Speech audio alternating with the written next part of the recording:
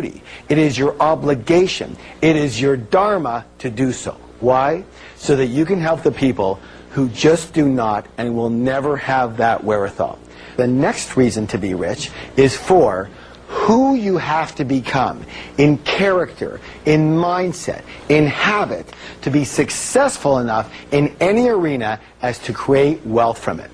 Who you become in the process of what you achieve is actually more important than just that which you achieve. So it's time for another wealth step.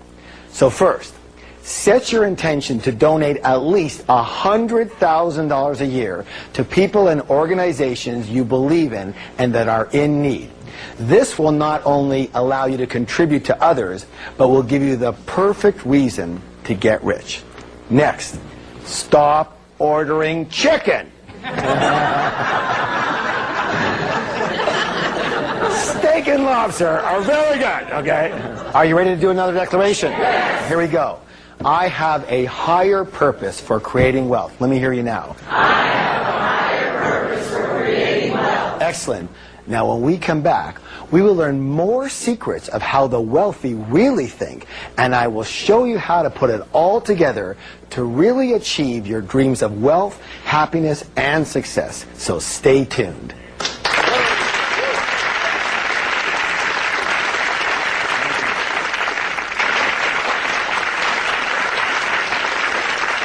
Now, let's go to another wealth secret. Here's a big one.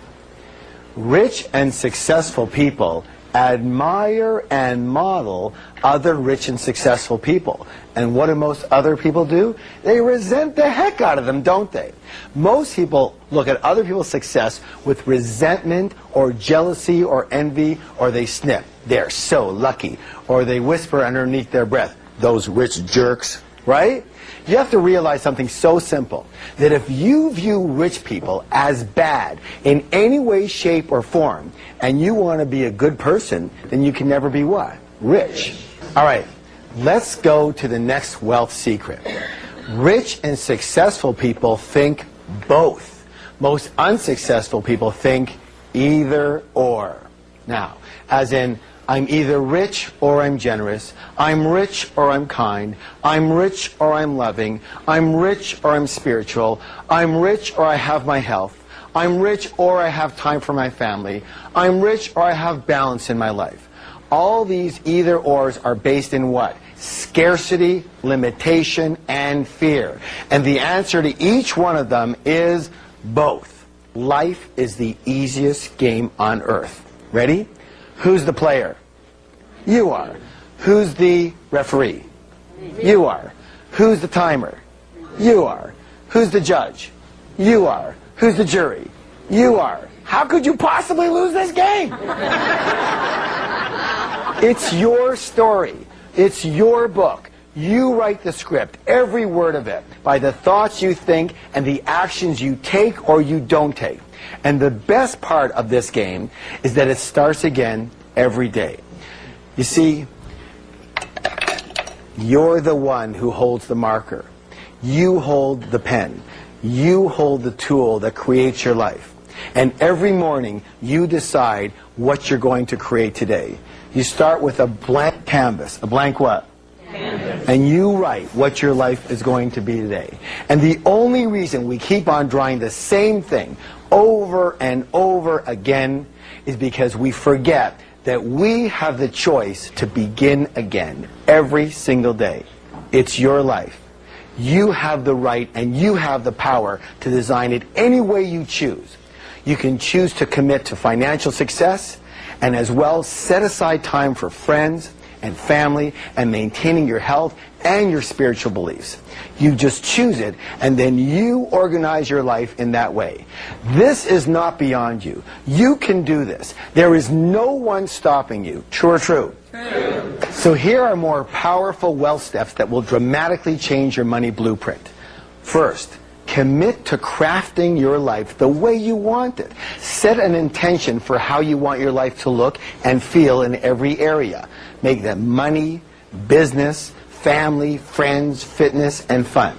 Then, design a time management strategy that will allow you to balance all, what's the word please? All of these things. Not one of them, not some of them, but all of them. Are they all important? Yes. Are they all important? Yes. Then you want to manage all. You want to put all of them in your life. Remember, it's about both, not either or. Remember, who holds the marker? Say, I do. I do. You hold the marker. Next, practice thinking in terms of both whenever alternatives are presented to you. So whenever alternatives are presented to you, what's the answer for everything is what? Both. So where do you want to go tonight? Do you want to go for dinner or to a movie? Both. All right, good, very good. So, are you ready for your next declaration? Yes. Here it is. This is very important, because if you can really get this one down, I think it's going to solidify the fact that it's okay to be rich. Ready? Yes. I can be kind, loving, and balanced, and really, really rich. Let me hear ya. I can be kind, loving, and balanced, and really, really rich. Excellent. Now, this next wealth secret is imperative. What's the word? Imperative. It is so critical. Listen closely. How about instant enlightenment? Would you like to have instant enlightenment? Yes. Here it is. Rich and successful people are bigger than their problems. And most other people are there for what? Smaller than their problems. The secret to success, my friends, is not to try and avoid or get rid of your problems. It's to grow yourself so you are bigger than any of your problems. All right, I want to show you a chart that changed a lot of people's life. Would you like to see it? Yes. So here you are. There's the size of you, and there's the size of your problems. And let's say we're on a scale here, and it goes from 1 to 10. So, here we are, and we have a level 5 problem. What level is that, please? 5. But you happen to be a level 2 person. Question, is that a big problem or a little problem? Big. That's a big problem to you, isn't it? But let's say you grow yourself, you work on yourself, you grow yourself, and grow yourself to be, say, a level 8 person. Same problem, big problem, little problem. Little. That same problem turned into a little problem. Unless you continue to grow yourself and you become a level 10 person. Big problem, little problem. No problem. It doesn't even register in your mind as a problem at all. You just see it as another thing to do. Raise your hand if you understand what I'm talking about here. Excellent. Meaning it's never about the size of your problems. It's always about the size of you. This is where your blueprint comes in the size of your container. See, you are like a container. And what happens if you happen to be a small container and big money comes your way? Let's take a look. So here you are. You're a small container. And big money comes your way. Lots of money comes your way. You've hit the jackpot. Except for one thing. Here you are, and no matter how much money comes, you can barely fit anything into who you are. But let's say you grow yourself to be a much bigger person. Yes? Yes. You are a big container here, and big money comes your way. What happens? You can accept it all.